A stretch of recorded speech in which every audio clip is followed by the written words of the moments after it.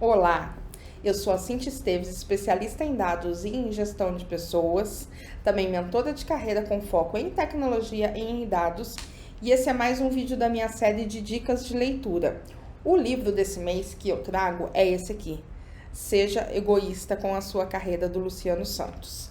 Eu tenho ele no digital, não tenho ele em papel físico, e eu tô viajando também, então é mais fácil carregar só o Kindle do que carregar um monte de livro. Eu li esse livro, se não me falha a memória, em 2021, e embora o título dele seja o Seja Egoísta com a Sua Carreira, pode dar a percepção de que você vai ser egoísta e que você não tá nem aí para a empresa, é exatamente o oposto, é que você foque em você, que você se priorize como profissional, porque quando você é o profissional melhor, a empresa vai ganhar muito com isso.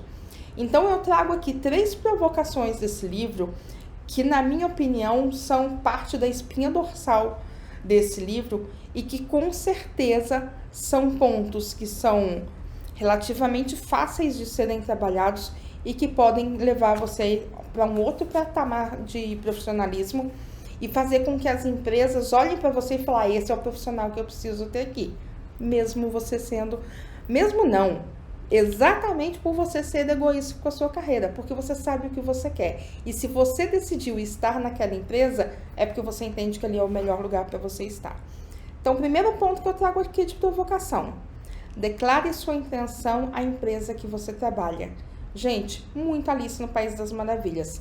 Se você não sabe para onde você quer, qualquer caminho serve. Se você chega para o seu líder e fala: olha, eu hoje sou um analista e eu quero me tornar um gestor. Eu hoje trabalho em São Paulo e eu tenho a intenção de trabalhar remoto porque eu quero trabalhar de qualquer parte do mundo, porque eu quero viajar e ter essa experiência na minha vida. Olha, hoje eu trabalho de Belo Horizonte, mas eu quero ter uma experiência internacional e a empresa tem uma filial no Chile e eu quero passar 6 meses, 1 ano no Chile. Deixa isso muito claro na empresa. O que você aspira da empresa, para que você e o seu líder em conjunto desenhem um plano de ação, avaliem internamente o que pode ser feito, porque assim, se você não levar para eles qual é a sua intenção, com certeza ele não vai saber e você não vai atingir. Se você levar, você tem grandes chances de atingir.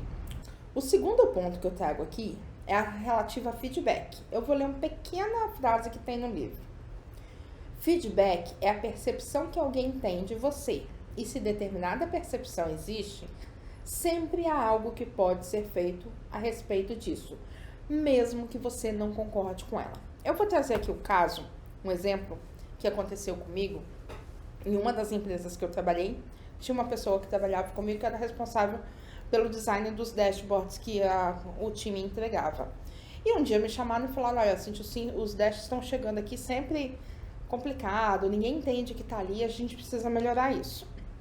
Eu achei estranho, porque todos os dashboards que eram liberados, como colaborador, ele não tinha tanto tempo de casa, tanto tempo de carreira, eles sempre passavam por mim, ele apresentava para mim. Às vezes a gente fazia algum ajuste, ou se a gente precisava de ajuste, a gente liberava para a área de negócios. E aí eu recebi esse feedback. E aí eu fui refletir o que estava acontecendo. E o que eu identifiquei? Não existia problema nos dashes. Só que a pessoa do time do outro lado que estava recebendo os dashes também não tinha um letramento de dados. Então o que a gente começou a fazer? A cada entrega que a gente fazia, a gente não simplesmente mandava um e-mail: olha, os dashes estão disponíveis, já foram compartilhados contigo. A gente fazia uma reunião de entrega, coisa de meia hora. Olha, você pediu o dash tal, então eu queria te fazer a apresentação. E aí a gente fazia a apresentação do storytelling que aquele dash trazia. Então o que aconteceu? O feedback que eu recebi depois da segunda ou terceira entrega, depois do feedback negativo que eu recebi e da reunião que a gente começou a fazer essas entregas com o storytelling do dash, é o quê? Nossa, mudou a nossa vida. Eu não sei o que você mudou de orientação na hora de confeccionar os dashes, mas agora eles estão impecáveis. Ou seja, concordo com o feedback que o dash estava ruim? Não concordava. Mas eu tive que me colocar no lugar da outra pessoa, entender que ele tinha uma percepção que não era legal e de alguma forma traçar uma estratégia para que eu atingisse o objetivo daquela minha entrega. Então, assim, gente, feedback, às vezes a gente não vai concordar, mas a gente tem que se colocar no lugar do outro, entender qual é a dor e ver o que a gente precisa mudar para que a gente atinja o objetivo. Eu trouxe o exemplo de um dashboard, mas pode ser referente à comunicação, pode ser a posicionamento em reunião, pode ser a horário de execução, você chega atrasada, você está sempre ocupada, você não retorna as minhas mensagens. Ouça o feedback e faça uma análise do que possa ser melhorado, porque a percepção da pessoa não está de acordo com o que você esperaria. O terceiro e último tópico que eu trago aqui desse livro é o quê? Eles culpam quem cala, culpam quem fala muito, culpam quem fala com moderação. Não há ninguém no mundo que não seja culpado. Então, gente, eu tenho uma prima que ela sempre fala, eu calada eu já tô errada. E é mais ou menos isso, gente. Se você não falou nada, você tá errada porque você não falou. Se você falou demais, você tá errada porque você falou demais. E se você falou mais ou menos, que é o com moderação, você também tá errado porque você não se posicionou de forma eficiente. Então, assim, o conselho que eu dou aqui é: faça o que você acredita que seja o correto e que seja o mais prudente para sua carreira.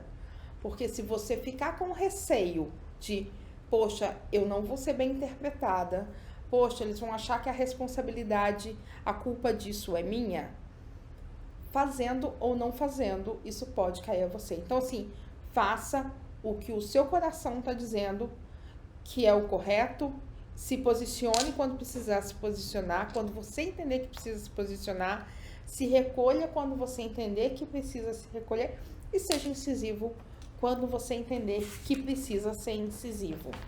Eu trago aqui uma última reflexão que não está no livro, isso aí é um pensamento meu, que é o seguinte: nunca é tarde demais para você assumir o controle da sua carreira.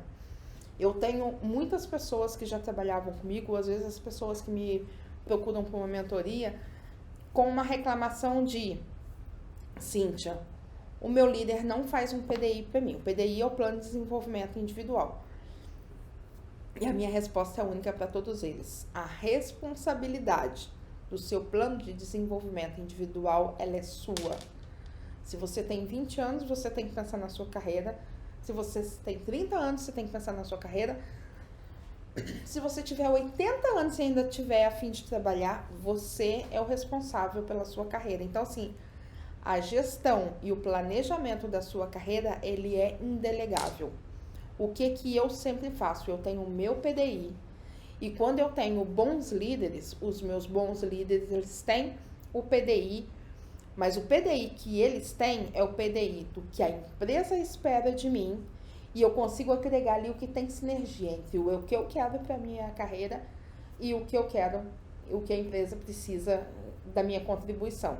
Então, esse é o PDI que o seu gestor e que o seu líder vão fazer. Ele não vai olhar para a sua carreira fora da empresa. Então, assim, a gestão da sua carreira, ela é indelegável. Mas tem uma coisa que é muito importante eu trazer. Quando você assume o controle da sua empresa, isso vai assustar muita gente. Principalmente quem não está preparado para uma posição de liderança. Então, assim, saiba que tem pessoas que vão falar: você está sonhando demais. Imagina você chegar a tudo isso. É o que eu falei, agora eu já me perdi se foi nesse vídeo ou se foi em outro vídeo, que eu tô gravando um monte hoje. Mas do gestor que falou que não me via no cargo de gestão. Eu sei o que eu queria. E eu persisti porque eu sabia que era onde eu queria chegar na minha carreira. Talvez não fazia sentido para ele. Era melhor eu continuar na cadeira técnica que eu estava. Mas tudo deu certo pela minha persistência. Gente, é isso que eu tenho para trazer hoje para vocês. Espero que vocês fiquem bem. Leiam um livro. Vou trazer aqui de novo: Seja Egoísta com a Sua Carreira. Eu tenho aí na versão digital. Ele tem, para quem, se eu não me engano, é cliente da Vivo, tem um app que você consegue ler esse livro gratuitamente. Eu vou procurar e vou deixar aqui nos comentários do vídeo, tá bom? Na descrição do vídeo, tá bom? Deixa o link também, se eu encontrar. Fiquem bem, beijo e até o próximo. Tchau, tchau.